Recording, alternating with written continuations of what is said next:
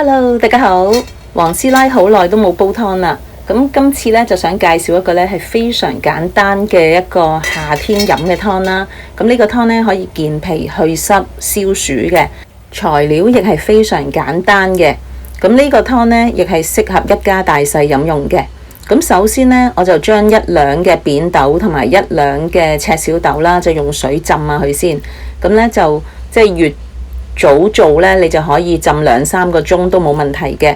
咁如果你係時間唔夠嘅，咁你浸半個鐘咁都 OK 嘅。扁豆呢，就入我哋嘅胃經嘅，佢可以健脾啦、化濕；而赤小豆呢，佢就係去水，亦係去黃嘅。咁另外一個材料呢，就係豬展啦。咁如果係唔煲肉嘅湯啦，即係想素食嘅朋友呢，咁可以唔落豬展嘅都 OK。素食嘅朋友呢，就可以加啲腰果啦，咁就令個湯會更加好味啦。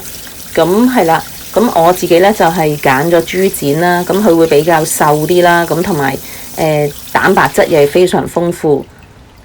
咁咪洗佢先啦。咁另外一個材料呢，就係冬瓜啦。咁冬瓜呢，就係去暑啦，亦係去濕嘅。咁我哋買返嚟呢，好似呢個啦，我喺街市買，佢而家通常呢都會切開片片咁樣，咁樣6蚊啦一片。咁呢，你買返嚟呢，就清洗下佢就得㗎啦。因為呢，我哋如果煲湯呢，想去濕啊消暑呢，就連皮連佢中間嗰啲核啊，嗰都一齊用嘅。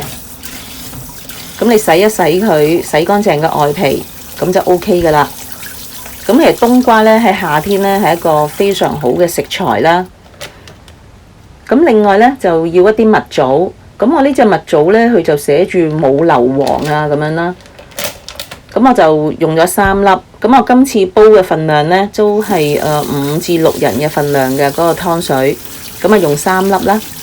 咁啊沖洗下佢，咁就 OK 㗎啦。其實蜜棗呢，就係加一啲甜味俾個湯嘅。咁個豬展呢，我哋頭先洗乾淨咗啦，而家呢，就將佢切件先。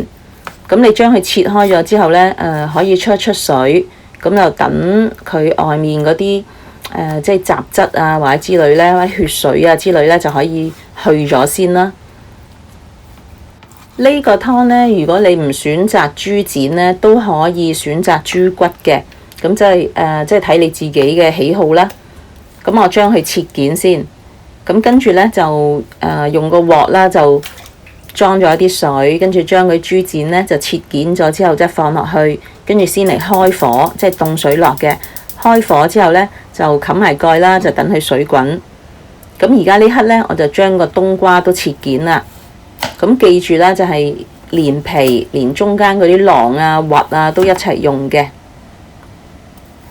咁冬瓜呢，喺夏天呢，就係一個消暑嘅好好嘅食材啦。其實冬瓜仲可以即係除咗煲湯啦，仲可以用嚟滾湯啦。咁你滾湯呢，就通常呢就會即係去皮啊，同埋去咗中間啲囊咯。咁嗰啲豆呢，我都浸咗成2個鐘㗎啦。咁啊攞返出嚟清洗下佢啦。咁而家呢度呢，就水滾啦。咁我撈返起嗰啲豬展，因為撈起之後呢，就會用凍水清洗嘅。咁同埋你亦見到一啲白色嘅啲雜質啊之類咁樣啦。咁我哋撈返起佢啦，跟住就沖一沖洗下佢表面。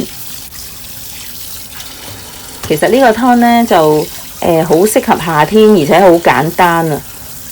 咁我覺得係幾好啦，因為健脾去濕啦、消暑呢，其實尤其是而家咁熱天氣呢，就非常適合嘅。咁材料準備好咗之後呢，我哋就用一個湯煲啦，我就裝咗4公升水。